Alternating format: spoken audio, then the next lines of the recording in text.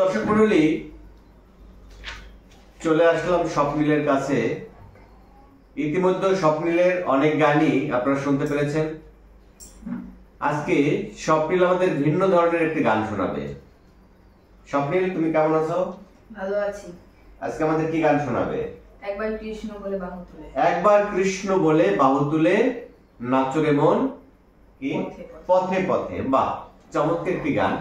তো শোনা যাক, আমরা স্বপ্নিলের কণ্ঠে এই গানটি আমরা শুনবো।